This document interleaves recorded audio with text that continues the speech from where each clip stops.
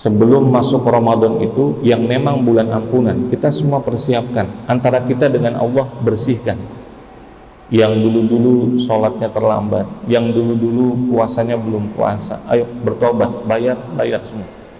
Dan setelah itu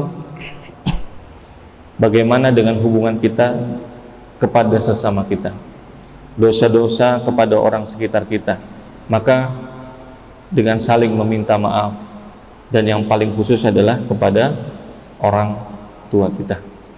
Para jamaah yang dirahmati Allah Subhanahu wa taala. Jadi dosa-dosa itu yang bisa membuat kita, menghalangi kita untuk nikmat melakukan ibadah, itu terkadang kala dia baik hubungannya dengan Allah Subhanahu wa taala. Tapi ada yang kadang kala juga baik dengan orang sekitarnya, tapi dia punya hubungan yang buruk dengan orang terdekatnya, terutama orang tuanya. Para jamaah yang dirahmati Allah Subhanahu wa taala, jauhnya kita dengan orang tua di perantauan, maka ketika masuk bulan Ramadan sering ada ucapan marhaban ya Ramadan, marhaban ya Ramadan, semoga dengan Ramadan kali ini, tersebar itu di WA kesana kemari. Pertanyaannya satu aja, siapa orang pertama yang kita ucapkan marhaban? Walaupun yang kita inginkan semoga sehat, yang kita inginkan meminta halal, minta ridho tentang kesalahan kita, agar masuk Ramadan dalam keadaan bersih dan suci. Cuma pertanyaannya, WA pertama itu, atau SMS pertama, atau yang kita hubungi pertama, itu siapa? Apakah orang yang ngasih duit buat kita, bosnya kita? Apakah kemudian yang kita kasih pimpinan kita? Padahal orang yang paling berjasa buat kita, walau kita di perantauan seperti ini, siapa itu? Orang tua kita. Mereka yang pertama yang kita hubungi.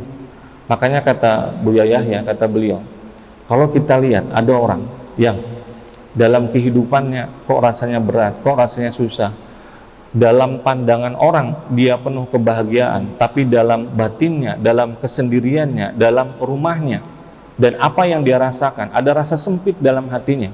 Kenapa itu bisa terjadi? Kata beliau, hal pertama yang harus ditanyakan, lihat hubungannya dengan orang tuanya.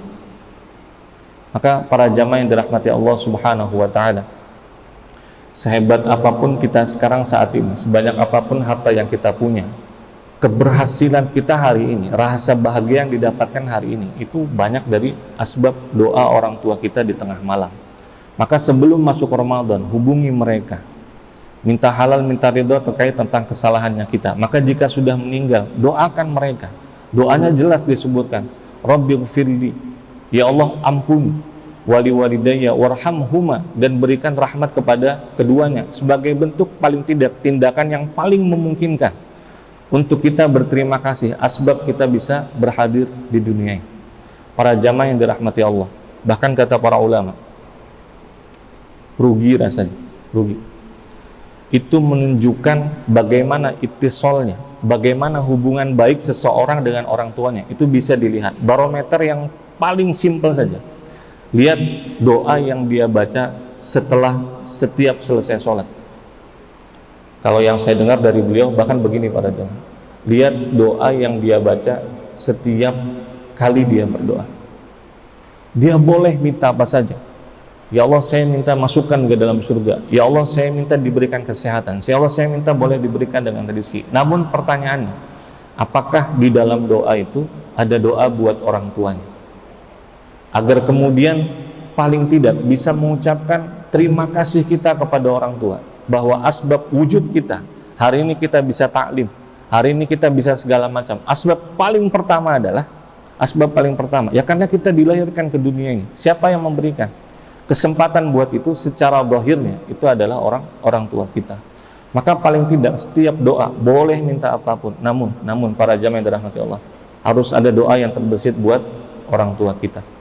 Hal-hal yang sepele seperti ini, jangan-jangan itu yang bisa membuat kita masuk dalam surganya Allah.